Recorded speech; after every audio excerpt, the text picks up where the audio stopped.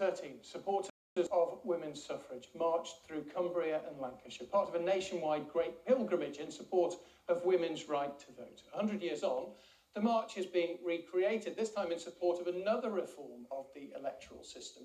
It's the introduction of proportional representation. I'm sure you know all about it. Those in favour of PR, as it's known, say that it would deliver a fairer system where every vote counts. Eunice Muller has been speaking to the walkers today.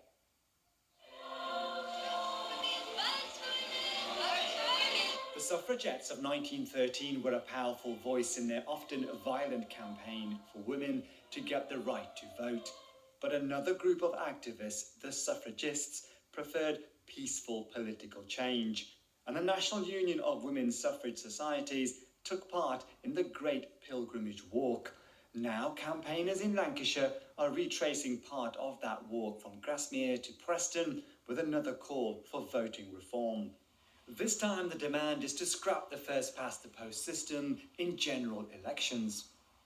It's a bit of a postcode lottery as to where you live, as to how much your vote is going to count. Whereas under a more proportional representation system, then their vote would count somewhere along the line for something, and they would have a fairer voice in a fairer system.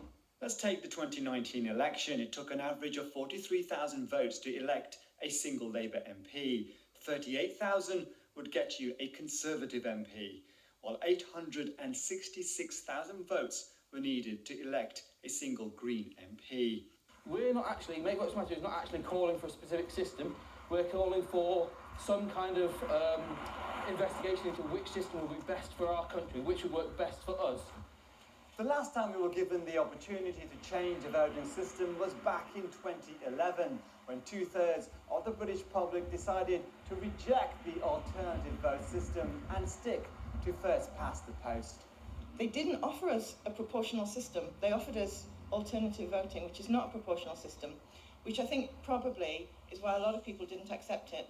You know what people will say, don't you? They'll say, well, if you look at other countries where they have a PR system, it's a recipe for instability. Do you feel that we have stable government at the moment?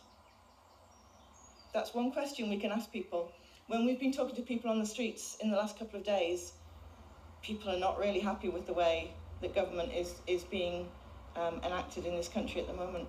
Just as women won the right to vote, this is being seen as a battle for fairness and equality. Eunice Muller, BBC North West Tonight, Kendal. Right, let's move on to sport.